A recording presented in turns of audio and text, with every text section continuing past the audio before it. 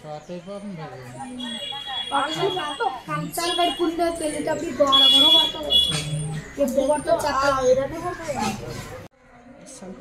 సంతోష్ కుమార్ పైన నేను బట్టలు ఉతికేసి ఆరేస్తానని వెళ్ళాడు. నేనేమో బట్టలు మార్చుకుని వస్తానని వెళ్ళాను. వెళ్ళేసరికి ఆడ కళ్ళు తిరిగి పడిపోయాడు అనుకున్నాను. ఆడికి లాగుదాం అనుకుంటేమో సాకు వచ్చింది నాకు కూడా. అందుకు భయపడి అన్యతో చెప్పాను.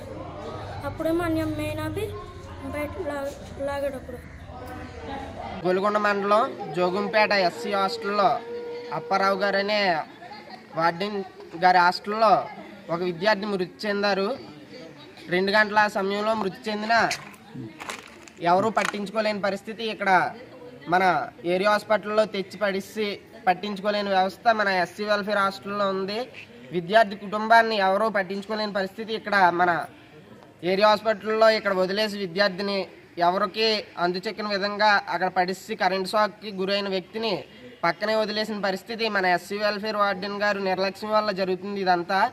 ఈ కుటుంబానికి వెంటనే పరిహారంగా 10 లక్షలు చెల్లించి అలాగే కుటుంబాన్ని ఆదుకోవాలని, ఈ కారణాలని ఇది ఎందువల్ల జరిగిందో ఏంటి వాటి తెలుసుకోవాలని ప్రతి ఒక్కరికి దీనికి విచారణ జరిపాలని ఎస్ఎఫ్ఐగా డిమాండ్ చేస్తున్నాం. అయితే ఈ సంఘటన జరిగిన తర్వాత వార్డెన్ ఇక్కడే ఉన్నారా?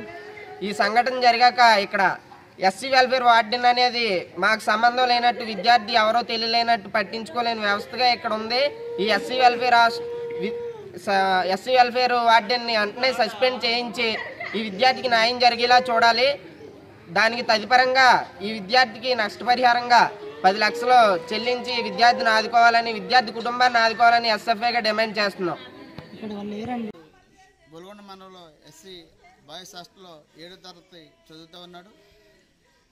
ఆ బిల్డింగ్ ఎప్పటి నుంచో పాడుపడిపోయి కరెంట్ సాగు కడుతున్నా జరే ఆకున్నటువంటి వార్డెన్ కానీ ఆకున్నటువంటి స్టాఫ్ కానీ ఎవరో కూడా పట్టించుకోకపోవడం వల్ల గవర్నమెంట్ నిర్లక్ష్యం వల్ల ఈరోజు మాకు 7వ తరగతి చదువుతున్నటువంటి 14 సంవత్సరాలు పౌరుడు చనిపోవడం చాలా బాధాకర విషయం. ఇది ముమ్మాటికి ఇది ప్రభుత్వం హత్య అని చెప్పేసి మేము భావిస్తూ ఉన్నాం. ఎందుకంటే అంత కరెంట్ సాగు కొడుతున్నా సరే ముళ్ళులు పెట్టిన బిల్డింగ్లో పెట్టవలసిన అవసరం ఏమొచ్చింది? ఈరోజు నాడు నేడు అని చెప్పేసి పిల్లలు లేని స్కూళ్ళు కూడా బాగా చేస్తున్నారు. అలాంటి పిల్లలు రాత్రి పోవాలా ఉండేటువంటి హాస్టల్ ఎందుకు నిర్లక్ష్యంగా మీరు తీసుకుంటున్నారు అని చెప్పేసి మేము ఈ సందర్భంగా ప్రశ్నిస్తాను. అంటే నీకు ఎస్సీ ఎస్టీ ఈ పిల్లలు అంటే మీకు చిన్నచూపుగా ఉందా? అక్కడ చదువుకున్నటువంటి పిల్లలు అని చెప్పేసి మేము అడుగుతా ఉన్నాం. దీనికి ముమ్మాటిగా వార్డెన్ నిర్లక్ష్యం అని చెప్పేసి మేము భావిస్తున్నాం. కానీ ఇమ్మీడియట్గా వార్డెన్ని సస్పెండ్ చేయాలి.